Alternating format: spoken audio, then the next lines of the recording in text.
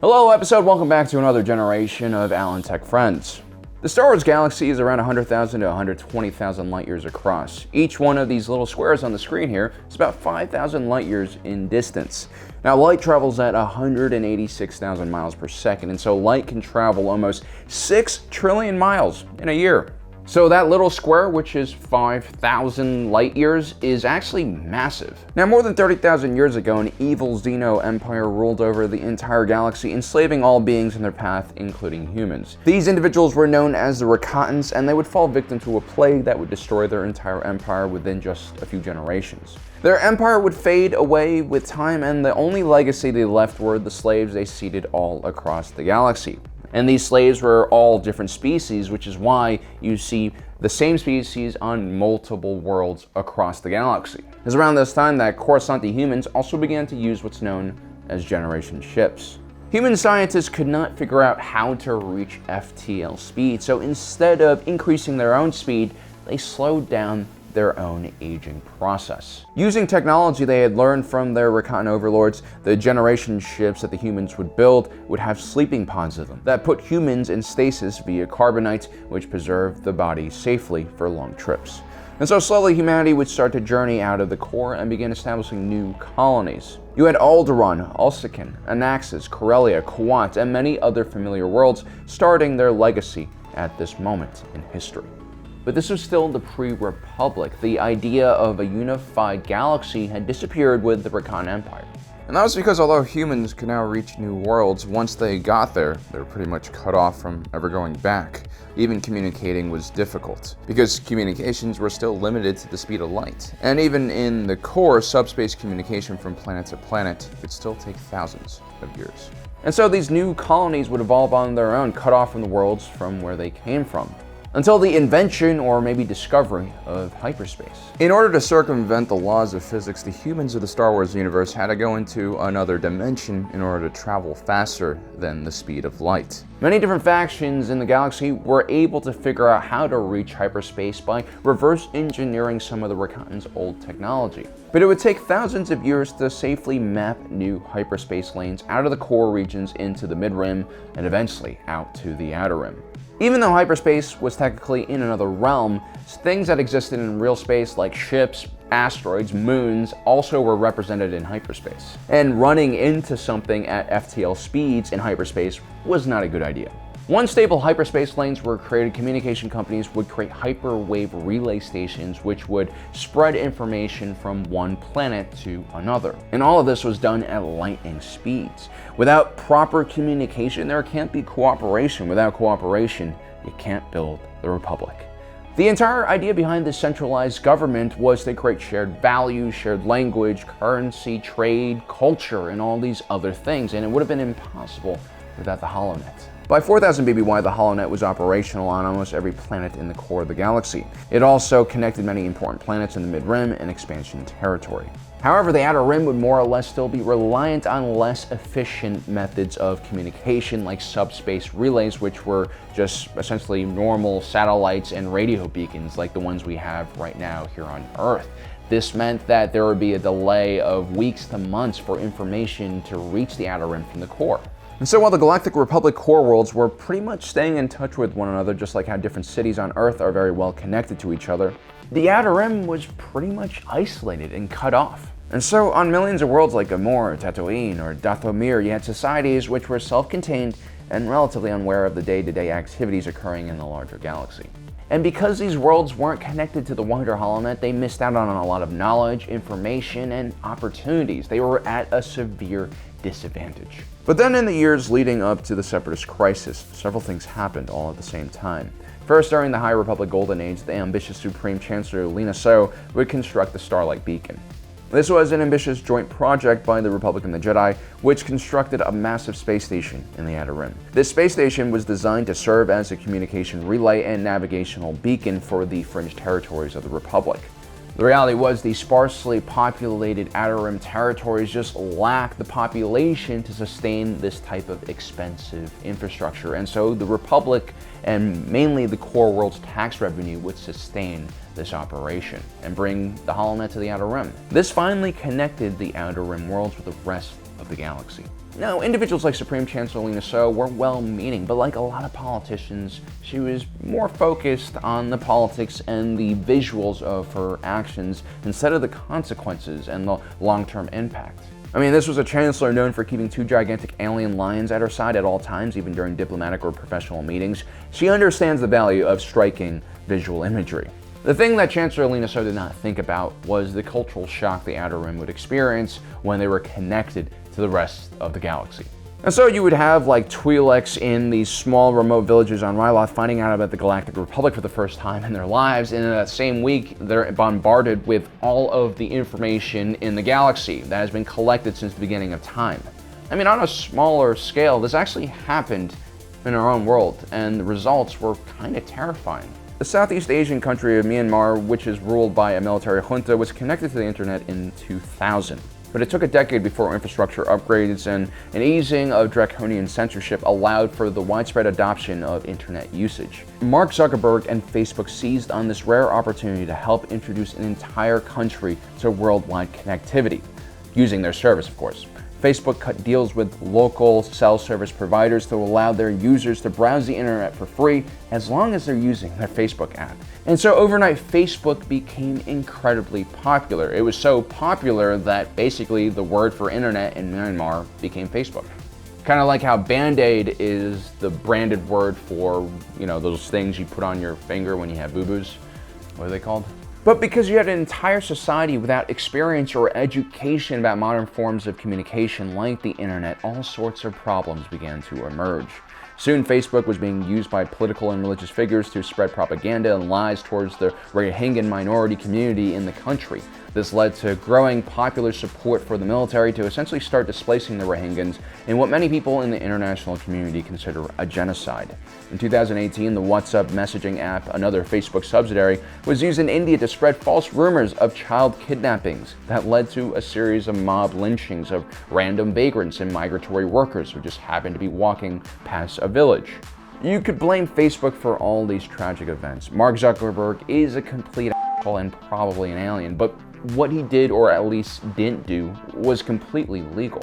I mean, you can say, oh, Facebook needs to be regulated or Facebook needs to censor things, but censorship is a problem in its own because who gets to determine what's right or wrong? I mean, that's a great way to also misinform people. The Republic, Confederacy of Independent Systems, and the Empire all tried their own version of censorship with varied degrees of success. Even the Chinese Communist Party, which has one of the most thorough censorship systems in the world, is inefficient and is seen as ridiculous by a good portion of the Chinese population. Of course, that part of the story is also heavily censored by the government. Ultimately, the only way you can prepare your populace for new technology is educating them on what it is and how it's being used. You gotta trust in the individual. I mean, the people on the Holonet, the people on TV, people on YouTube like me are no different from you. They might look perfect with all of their makeup and filters and carefully laid out speaking cadences, but that's all just production magic, or maybe science, because it does seem to convince audiences that the people on screen know what they're talking about. These individuals on screen are flawed. Many of them have biases openly. Some of them have very bad agendas. On the other hand, some are very truthful and try to adhere to high journalistic standards and ethics and create good content. Ideally, viewers should take nothing for granted. We need to all be critical, objective, and truly engaged about what information we consume. It's no different from selecting a meal from a menu at a restaurant. Bad ideas can be tasty, but they can also be incredibly dangerous for our health. Like that poor woman Ashley Babbitt who lost her life at the Capitol riots. She was an Air Force veteran with 14 years of service. She did 4 tours of duty for our country, for you and me. She most likely was a nice person. She legitimately believed that the election was stolen, as did many other people in our country because of misinformation. Most of these people aren't bad, or even trying to overthrow our democratic system. A lot of them believe that they're protecting it. But many of these individuals were also first-time voters, or this was the first election where they actually really paid close attention to things. And so many of these individuals were unable to separate the truth from the lies they were being told. Now, Supreme Chancellor Lina So would bring the Republic to the Outer Rim, but in many ways, the Outer Rim was not prepared for the Republic. And that's because the Chancellor, like many before her and after her, liked their big infrastructure programs and grand gestures, but then actually build a sustainable economic model that could sustain that infrastructure and bring true prosperity and wealth and growth to the region. It's like in 2007 when the United States built a $305 million diesel power plant in Afghanistan, but the local government couldn't afford to actually operate it and use it. So one of the things that have plagued the Outer Rim since the beginning of the time is just how sparsely populated it is. When you have people that are very spread out, it's very hard to provide services for everyone. Even though advances in technology could decentralize certain things like energy and maybe water harvesting, for civilization to truly arrive in an area, you first need safety and stability, along with essential services like hospitals, education, and Grubhub. But the Republic was vehemently against the idea of establishing a standing army. And so in the rough Outer Rim territories where the Republic was rarely mentioned at all, Lina So's great vision of incorporating the Outer Rim into the Republic carried no real weight behind it. I mean, why would the Techno Union build a gigantic manufacturing plant in the Outer Rim if it could just be destroyed by bandits like the next day because there's no military there protecting those assets? And so eventually the Republic came out with an idea. Encourage capital investment into the Outer Rim by essentially removing any kind of regulation or tax burden for companies operating in these areas. Initially, this seemed like a good idea, but what was really happening was that the Republic elites in the core was just abandoning the Outer Rim to corporate powers. Soon, large conglomerates like the Trade Federation, Corporate Alliance, and Techno Union were cutting out large swaths of territory and essentially creating their own private fiefdoms with their own private security forces. They would practice the worst forms of slavery and price fixing and further degrade the quality of life in these regions. And so you had gigantic mining operations that supplied resources to gigantic manufacturing operations that supplied goods which were shipped all across the core regions from the Outer Rim at extremely low cost because no taxes, no regulation, and probably an ample amount of slave labor to complete the process. This, of course, would catch the attention of the core world elites and the Republic, and they would begin creating plans to get rid of the free trade zone so that they can tax these very profitable businesses. This proposed legislation would increase costs for the Outer Rim corporations and decrease how competitive they were. On top of that, these corporations rightly believed that they were the ones who really built all of the infrastructure that stabilized or kind of stabilized the Outer Rim in the first place. And now, with the growing Holonet reaching the Outer Rim, these corpo states began spending credits telling their side of the story. They pointed out that the Republic was corrupt, and they warned about the increase in price of basic goods because of the Republic's regulation.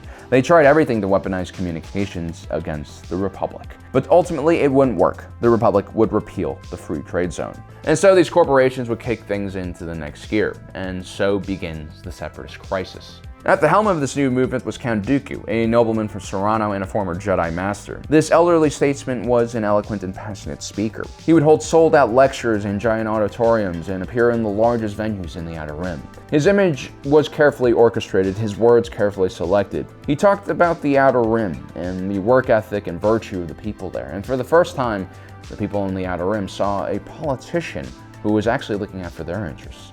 Count Dooku would have never been able to reach as many worlds without the Holonet. I mean, simply put, 20, 30 years before this, many of these worlds would have been completely isolated. When the Clone Wars began, the Republic would officially begin censoring all news coming from the Separatist Alliance, and the Republic would begin blasting out their own propaganda. Several months into the war, Separatist slicers were able to hack their way into the Holonet and create the CIS Shadow Feed, a Separatist-sponsored news and propaganda program that only spoke of Separatist victories and Republic atrocities.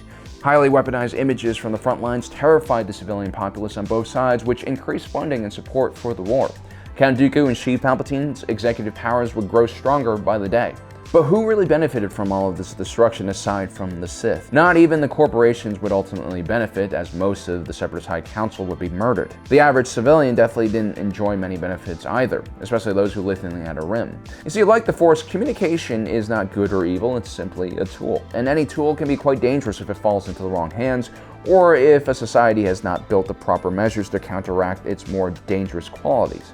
Now, I look at our own world and I am actually pretty optimistic about future generations, believe it or not. And that is because people who grew up and were raised in this digital age are much better adapted to how information works in this new world compared to older generations who grew up before the digital age. As a matter of fact, most studies point towards older generations falling for fake news at a higher rate than younger generations.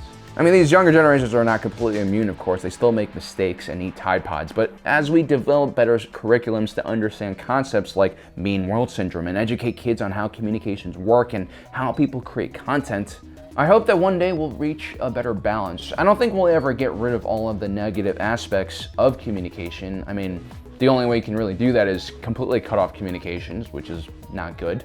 But through educating ourselves at the individual level, we can create a healthier society and also at the same time give less fuel to those who wish to control and censor communication out of fear. And that is the beauty of humanity. We are constantly perched on this seesaw with destruction on both sides. And as long as we continue to fight for balance and respect for one another, I think we will definitely prevail and defeat all the Xenos in the rest of the galaxy. Well, guys, I hope you enjoyed today's episode. Don't forget to subscribe and hit that notification button down below so you don't miss out on the rest of our awesome content. And as usual, thanks for joining us today. If you're watching this, you are Generation Tech.